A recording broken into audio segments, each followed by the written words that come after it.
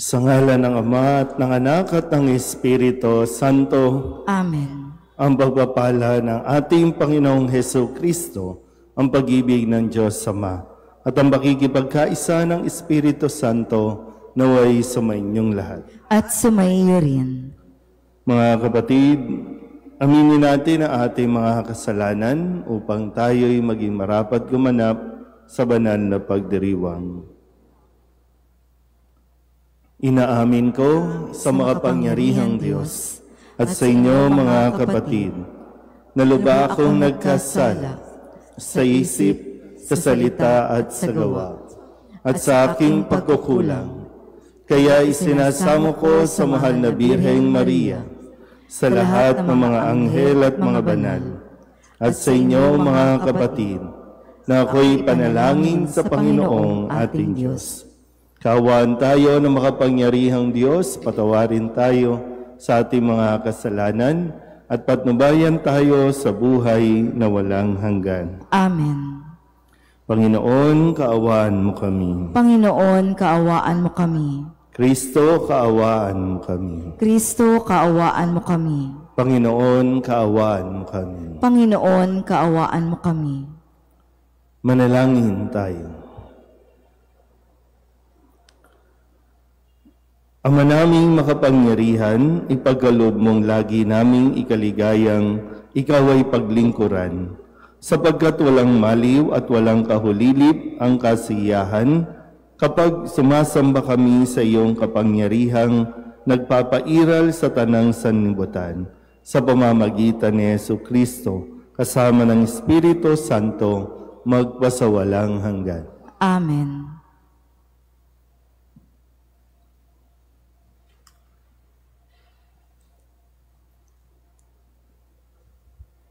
Pagbasa mula sa unang aklat ng Makabeyo. Noong mga araw na iyon, ang mga kanang kamay ng hari na inatasang pilitin ang mga taong sumamba sa mga Diyos-Diyosan ay nagtungo sa lungsod ng Modin upang utusan ang mga taga roon na maghandog sa mga dambanang pagano. Maraming Israelita ang lumapit at nagtipon-tipon sa paligid nila. Naroon din si Matatias at ang 5 niyang anak.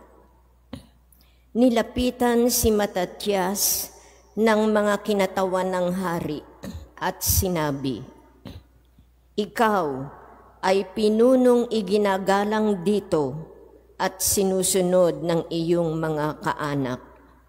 Manguna ka sa pagtupad sa utos ng hari, gaya ng ginawa ng mga Hentil at ibang mga taga-Hudeya at Jerusalem. Gawin mo lamang ito ay tiyak na mapapamahal ka sa hari, pati ng iyong mga anak, at gagantimpalaan kanya ng pilak, ginto, at iba pang kaloob." Ngunit malakas na sumagot si Matatias, "Kahit lahat ng Hentil ay sumunod sa hari, at dahil dito'y nilabag nila ang reliyong ipinamana ng kanilang mga ninuno, kami ng aking sambahayan at mga kamag-anakan ay tutupad pa rin sa tipang ibinigay sa amin ng mga ninuno. Huwag namang ipahintulot ng Diyos na sumuway kami sa kanyang mga utos. Hindi kami susunod sa gayong ipinagagawa ng hari, at lalo namang hindi kami magtataksil sa aming reliyon kailanman." Katatapos pa lamang na magsalita si Matatias ng isang kapwa Hudyo, ang kitang-kitang lumapit sa dambanang nasa Modin at naghandog bilang pagsunod sa utos ng hari. Nang makita ito ni Matatias, Nag-alab siya sa poot. Nilapitan niya ito at pinatay sa harap ng dambana. Pinatay rin niya ang mga sugo ng haring pumipilit sa mga tao na maghandog sa dambanang pagano. Pagkatapos, sinira niya ang dambana. Sa ganitong paraan, ipinakita niya ang kanyang pagmamalasakit sa kautusan, gaya ng ginawa ni Phineas nang patayin nito si Zimri na anak ni Salu.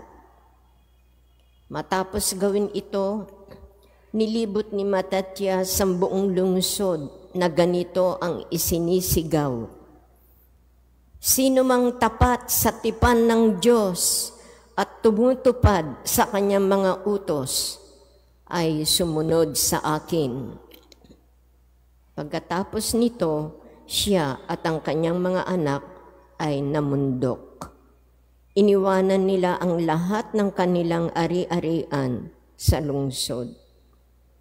Ang marami na naniniwalang dapat sundin ang Diyos at ang mga tuntunin ng kanilang reliyon ay lumabas din sa ilang nanirahan.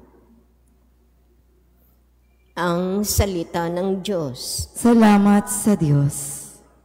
Ang masunurin sa Diyos ay sasagipin niyang lubos. Ang masunurin sa Diyos ay sasagipin niyang lubos.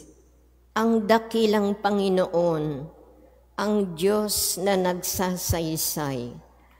Ang lahat ay tinatawag sa silangan at kanluran. Magmula sa dakong Siyon ang lungsod ng kagandahan, makikita siya roong nagniningning kung pagmasdan. Ang masunurin sa Diyos ay sasagipin niyang lubos. Ang lahat ng matatapat na lingkod ko ay tipunin. Silang tapat sa tipangkot naghahandog niyong hain. Ang buong kalangitay naghahayag na ang Diyos isang hukom na matuwid, kung humatol ay maayos. Ang masunurin sa Diyos ay sasagipin niyang lubos. Ang ihandog ninyo sa Diyos ay ang inyong pasalamat. Ang pangakong handog ninyo ay tuparin ninyong lahat. Kung kayo ay may bagabag, lagi ako ang tawagin. Kayo'y aking ililigtas. Ako'y inyong pupurihin. Ang masunurin sa Diyos ay sasagipin niyang lubos. Magsitayo na po ang lahat.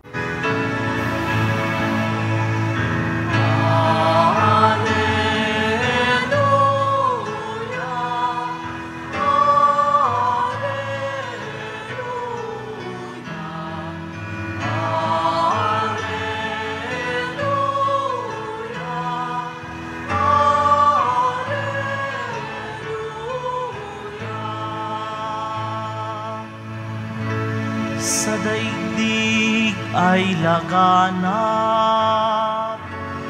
liwanag na sumisikat,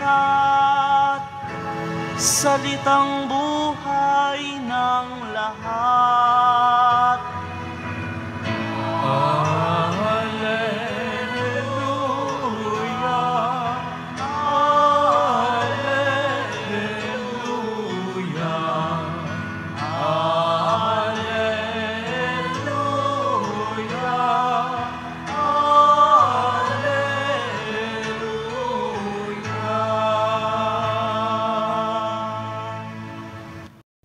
Sumainyo ang Panginoon. At sumaiyo rin. Ang mabuting balita ng Panginoon ayon kay San Lucas. Papuri sa iyo, Panginoon.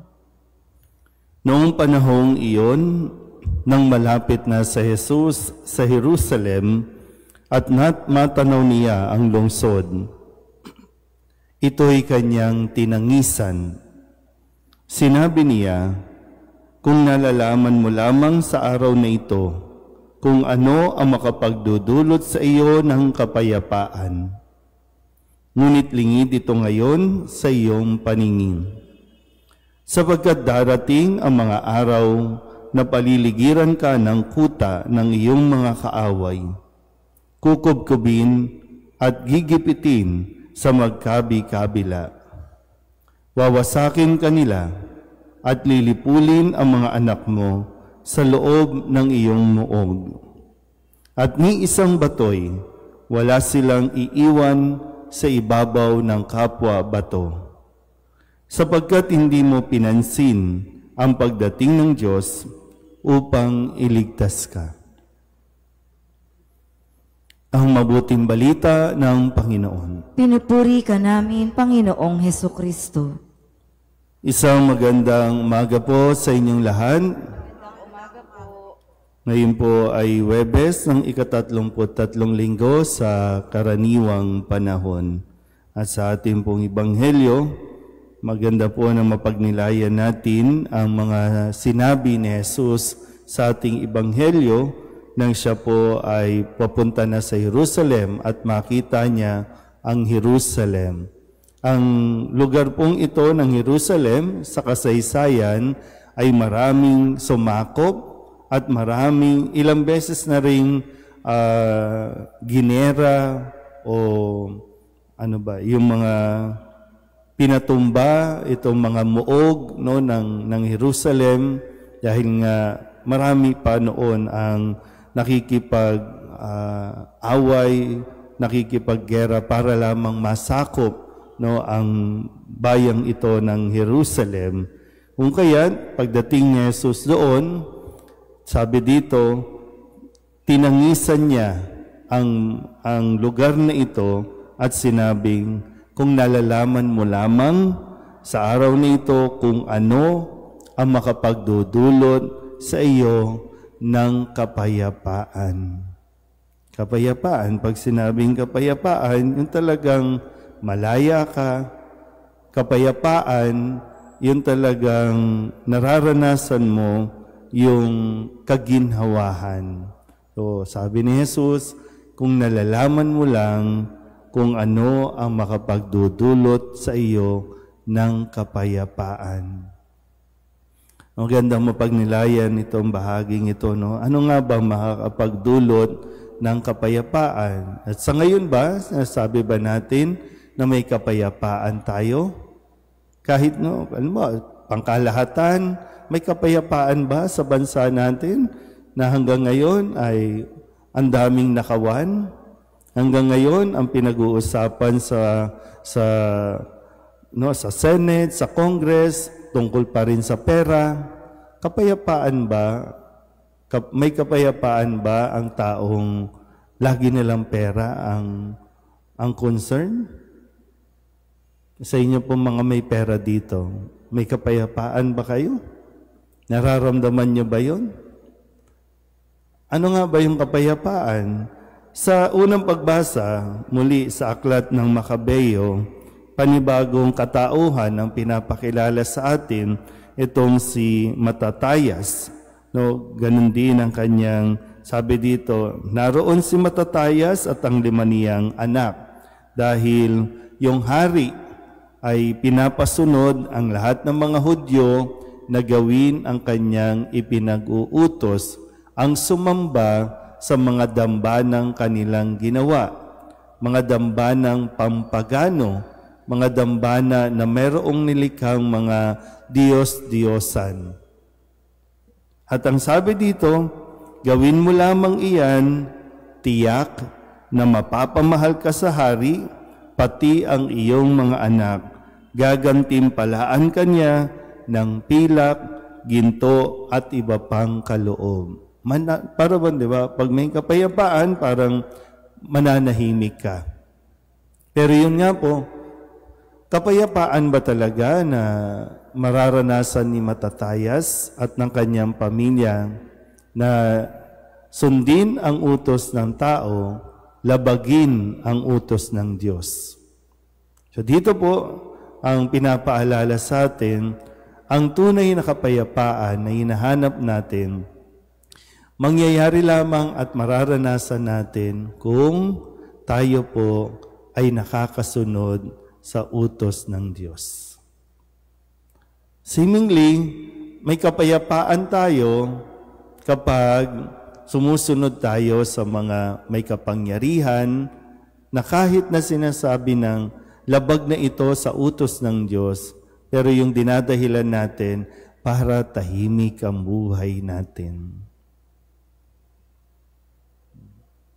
So, tahimik nga ba talaga? Yung sa ngayon kasi talagang nagiging kalakaran, kahit mali ang iniuutos ng tao, kahit nga yung utos na patayin mo yung tao, ginagawa na natin para lamang magkaroon tayo ng kapayapaan. Pero hindi talaga eh. Kaya nga dito sa Jerusalem, akala nila yung pagsunod nila doon sa mga Romano, dahil yung panahong ito, di ba, nandito pa mga Romano. So maraming mga Hudyo, akala nila namumuhay na sila ng tahimik. Kasi wala nang gera, wala nang nangyayaring kaguluhan dahil sumusunod sila at nagpapasakop sila sa mga Romano habang nilalabag nila ang kautusan ng Diyos. At muli, ito ang sinasabi ni Kristo, kung nalalaman mo lamang, kasi akala nila okay na, peaceful na, pero ang sabi, at nangyari pa rin ito, walang ititirang bato sa ibabaw ng kapwa bato. Dilipulin ang mga anak mo sa loob ng iyong muog. Muli, ang kapayapaan na hinahanap natin, mangyayari yan kung tayo po ay nakakasunod sa utos ng Diyos. Mararamdaman mo din yan. Mararamdaman din natin yan. Kaya nga, di ba, sa isang banda, pag tiningnan mo, kapag nagsasama kayo o nakikisama ka sa hindi mo asawa, yung kala mo tahimik na ang buhay nyo. Di ba? May ganun, no? Tahimik ang buhay nyo, pero wala kang kapayapaan. Yung akala mo, yung nangyayari sa pamilya natin, nangyayari sa bansa natin, akala natin tahimik. Pero walang kapayapaan. Kaya ngayon, yung mga napakaraming pera, kahit nga ang mga pamilyang nasa may katungkulan, ang gulo-gulo. May kapayapaan ba? Sa kabila ng estado nila sa buhay, mayayaman, bilyon-bilyon, yun nga lang, di ba? May bilyon ka, hindi mo ma-declare. Tago ka ng tago, isip ka ng isip para hindi makita yung yaman mo. May kapayapaan ba? Yan. Kaya muli, sabi ni Kristo, kung nalalaman mo lang kung ano ang tunay na makapagdudulot sa iyo ng kapayapaan. Kaya lawakan natin ang ating pag-unawa, ang ating pagtingin. Mas maganda yung perspective, di ba? Yung perspective, tingnan mo, baka nandito lang, baka limitado lang yung tingin mo sa buhay na ito lang makakapagpasaya sa iyo. Kaya pinangahawakan mo ito. Pero kung lalakihan mo, baka mas makita mo na meron pa palang makapagdudulot sa iyo ng tunay na kapayapaan. Amen?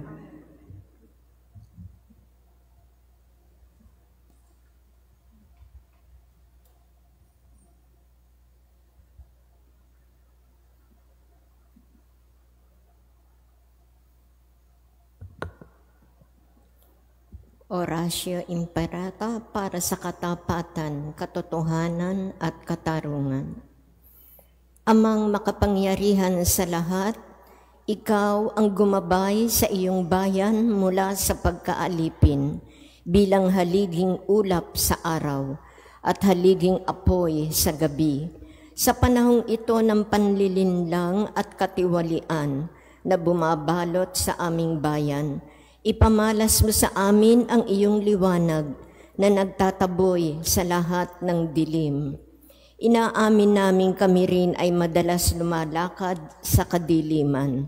Sa aming pananahimik, pagkikibit, balikat at kawalang pakialam, hinayaan naming lumaganap ang kasinungalingan at umusbong ang katiwalian. Patawarin mo kami, Panginoon, at linisin mo ang aming mga puso sa kasalanang bumubulag at sumisira, kasalanang umaagaw ng pagkain sa mahihirap at ng pag-asa sa buong bayan. Ipagkaloob mo sa amin ang mga pinunong kawangis ng puso ng iyong anak, mga pastol na handang maglingkod, hindi mga lobong sumisila.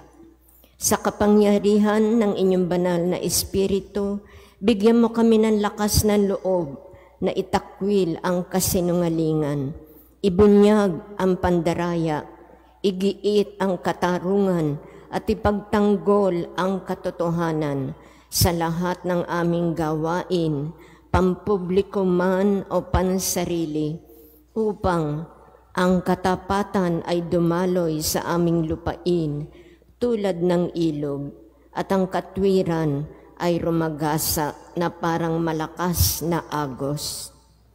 O Diyos ng katarungan at habag, gawin mong ubasan ng kabutihan ang aming bayan, hindi laso ng kasakiman, manipulasyon at pagkamakasarili, kundi pagyamanin ng katapatan, malasakit at pag-ibig.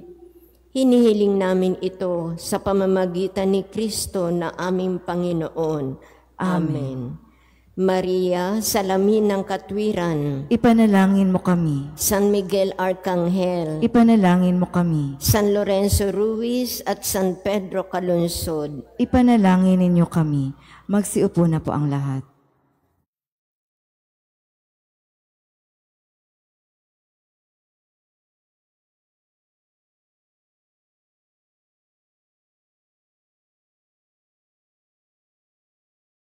Handog namin sa iyo, Ama, ang tinapay at alak na ito. Handog ng bayang umaasa, sumasambat nagmamahal sa iyo. Manalangin kayong mga kapatid upang ang paghahain natin ay kalugdan ng Diyos Amang makapangyarihan. Tanggapin nawa ng Panginoon itong paghahain sa iyong mga kamay, sa kapurihan niya at karangalan, sa ating kapakinabangan at sa buong sambayanan niyang banal. Ama naming lumikha, ipagkaloob mo ang iyong masintahing pagtingin sa aming mga alay upang ang kagandahang loob mo ay aming makamtan at ang bunga ng walang hanggang pag-iral ay aming mapakinabangan. Sa pamamagitan ni Jesucristo kasama ng Espiritu Santo, magpasawalang hanggan. Amen. Sumainyo ang Panginoon. At sumaiyo rin. Itaas sa Diyos ang inyong puso at diwa. Itinaas na namin sa Panginoon. Pasalamatan natin ang Panginoong ating Diyos. Marapat na siya ay pasalamatan. Ama naming makapangyarihan, tunay ngang marapat na ikaw ay aming pasalamatan. Iginalugod mong likain ng sanlibutan na iyong pinagbabago at idinarangan sa pamamagitan ng iyong anak na kinalulugdan, kaya't utang na loob ng iyong mga itinatangi at ng mga banal na kapiling mong lagi ang iyong paggiliw at pagkakandili. Kaya kaisa ng mga anghel na nagsisiawin ng papuri sa iyo, nang walang humpay sa kalangitan, kami nagbubunyi sa iyong kadakilaan.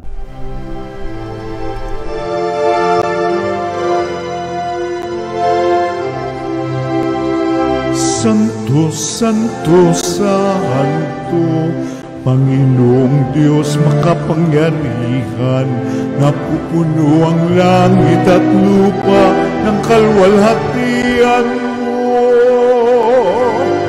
Hosana sa kaitaasan, palang naparirito sa ngalan ng Panginoon. Hosana sa kaitaasan.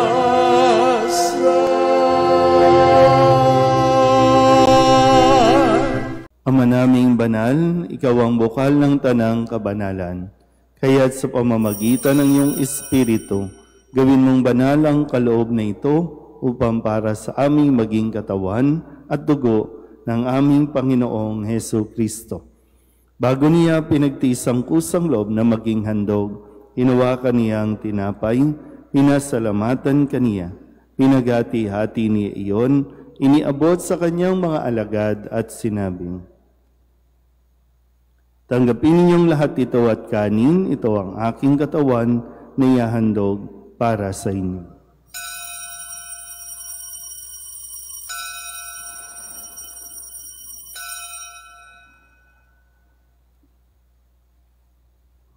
Ngayon din naman nung matapos ang hapunan, hinawakan niya ang kalis, muli kaniyang pinasalamatan, iniabot niya ang kalis sa kanyang mga alagad at sinabi, "Tanggapin ninyong lahat ito at inumin. Ito ang kalis ng aking dugo, ng bago at walang hanggang tipan.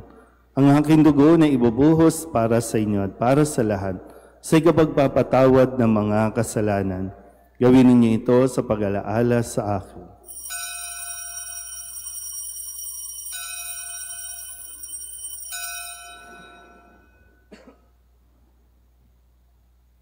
Ipagbunyi natin ang misteryo ng pananampalataya. Si Kristo'y namatay, si Kristo'y nabuhay, si Kristo'y babalik sa wakas ng panahon. Ama, ginagawa namin ngayon ang pag-alaala sa pagkamatay at muling pagkabuhay ng iyong anak, kaya tiniaalay namin sa iyo ang tinapay na nagbibigay buhay at ang kalis na nagkakaloob ng kaligtasan. Kami napapasalamat dahil kami iyong minarapat na tumayo sa harap mo para maglingkod sa iyo. Isinasamo namin kami magsasalo-salo sa katawan at dugo ni Kristo ay mabuklod sa pagkakaisa sa pamamagitan ng Espiritu Santo. Ama, lingapin mo ang iyong simbahang laganap sa buong daigdig. Puspusin mo kami sa pag-ibig kay San Leon na aming Papa at ni Jose na aming Obispo at ng Tanang Kaparian. Alalahanin mo rin ang mga kapatid naming nahimlay na may pag-asang sila'y muling mabubuhay, gayon din ang lahat ng mga pumanaw. Kawaan mo sila at patuloyin sa iyong kaliwanagan. Kawaan mo at pagindapating kaming lahat na makasalo sa iyong buhay na walang wakas. Kaysa ng mahal na Birheng Maria na Ina ng Diyos, ng kabiyak ng puso niyang si San Jose, kaysa ng mga apostol at ng lahat ng mga banal na namuhay dito sa daigdig ng kalugod-lugod sa iyo, may pagdiwang nawa namin ang papupuri sa ikararangal mo sa pamamagitan ng iyong anak na aming Panginoong Hesu Kristo. Sa pamamagitan ni Kristo, kasama niya at sa Kanya, ang lahat ng parangal at papuri ay sa iyo, Diyos Amang makapangyarihan, kasama ng Espiritu Santo, magpasawalang hanggan.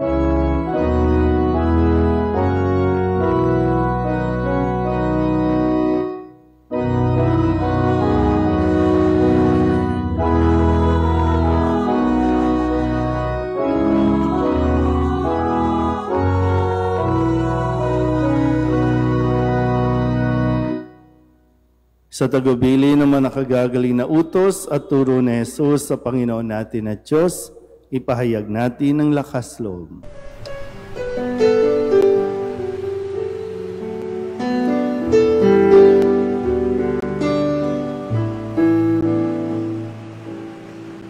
Ama namin, sumasalang ka, sambahin ang ngalan mo, mapasa amin ang kaharian mo, sundin ang loob mo, dito sa lupa para nang bigyan mo po kami ngayon ng aming kakanin sa araw-araw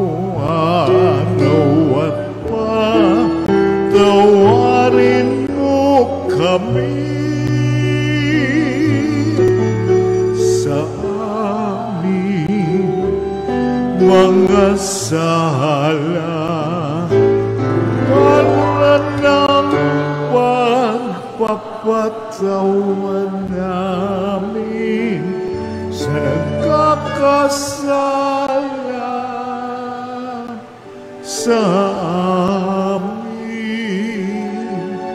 at huwag mo kaming ibang dulot sa tukso at yadya mo kami sa lahat ng masama. Hinihiling namin kami iadya sa lahat ng masama, pagkalooban ng kapayapaan araw-araw, iligtas sa kasalanan at ilayo sa lahat ng kapahamakan, samantalang aming pinananabikan ang dakilang araw ng pagpapahayag ng tagapagligtas naming sa Jesucristo. Sapagkat iyo ang kaharian at ang kapangyarihan at ang kapurihan, magpakailanman. Amen. Panginoong Jesucristo, sinabi mo sa iyong mga apostol, kapayapaan ang iniiwan ko sa inyo, ang aking kapayapaan ang binibigay ko sa inyo. Tunghayan mo ang aming pananampalataya at huwag ang aming mga pagkakasala. Pagkalooban mo kami ng kapayapaan at pagkakaisa ayon sa iyong kalooban, kasama ng Espiritu Santo, magpasawalang hanggan. Amen. Ang kapayapaan ng Panginoon ay laging sumainyo. At sumayo rin. Mabigayan po tayo ng kapayapaan sa isa't isa.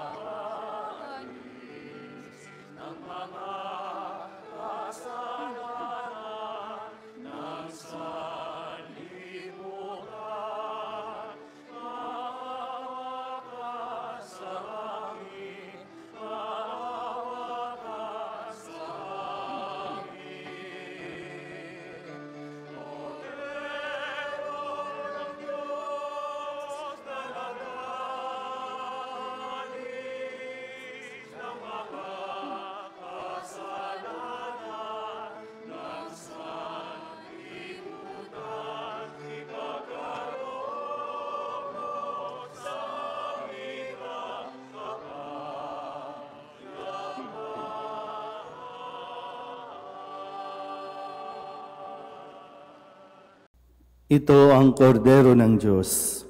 Ito ang nag-aalis ng kasalanan ng sanlibutan. Mapalad ang mga inaanyayahan sa kanyang piging. Panginoon, hindi ako karapat-dapat na magpatuloy sa iyo, ngunit sa isang salita mo lamang ay gagaling na ako.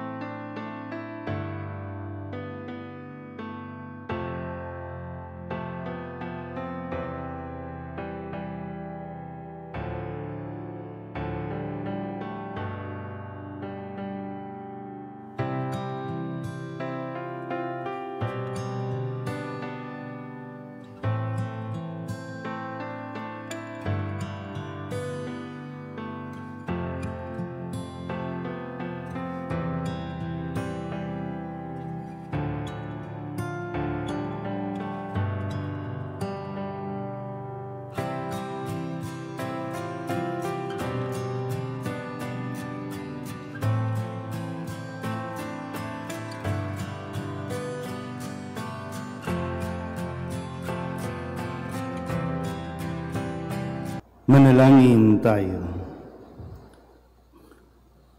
Ama naming mapagmahal, sa pinagsaluhan naming banal na pakikinabang, ang aming nawang pag-ibig ay lalong madagdagan ng ginawa namin sa pag-alala sa anak mong mahal, na nag-utos ipagdiwang ang huling hapunan sa pamamagitan ni Jesucristo kasama ng Espiritu Santo magpasawalang hanggan. Amen. Mga kapatid, pag-ukulan natin ng panalangin ang mga yumao nating mga mahal sa buhay at ang lahat ng mga kaluluwa sa purgatorio. Mga anghel, mga banal, tanang nasa kalangitan, hali kayo at samahan ang mga giliw naming pumanaw sa piling ng poong mahal. si Kristo ang mag-aakay sa kandungan ni Abraham upang doon ay humimlay. Ang mga giliw naming pumanaw sa piling ng poong mahal. Sa ilaw na walang hanggan, kapayapaan naway pagkamiti ng may kapal. Ang mga giliw naming pumanaw sa piling ng poong mahal. Ama naming mapagmahal, inihahabilin namin sa iyo ang aming mga kapatid na pumanaw sa buhay na ito. Huwag mo po silang pabayaan at pamalagiin mo silang buhay sa iyong piling. Alang-alang sa iyong awa at pag-ibig, patawarin mo sana ang kanilang mga pagkukulang at nagawang pagkakasala dala ng kanilang kahinaan. Manatili nawa silang maligaya sa iyong piling kasama ng iyong anak at ng Espiritu Santo magpasawalang hanggan. Amen. Kapayapaan kailanman ang igawad ng may kapal sa mga yumaong ating mahal.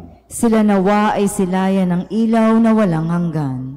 Sumainyo ang Panginoon. At sumayo rin. At pagpalain kayo ng makapangyarihang Diyos, Ama at Anak, at Espiritu Santo. Amen. Tapos na ang banal na misa, humayo tayo sa kapayapaan ni Kristo. Salamat sa Diyos. Magandang umaga po.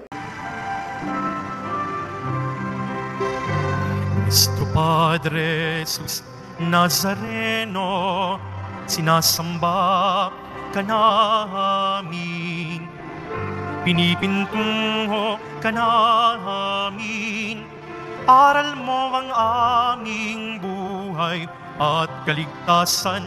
Nuestro Padre Jesus Nazareno, iligtas mo kami sa kasalanan.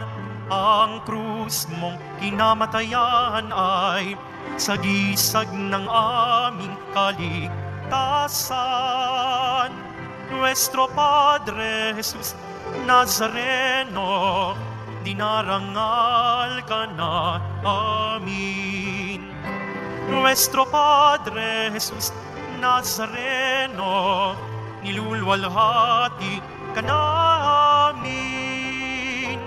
Nuestro Padre Jesus Nazareno, dinarangal ka na amin.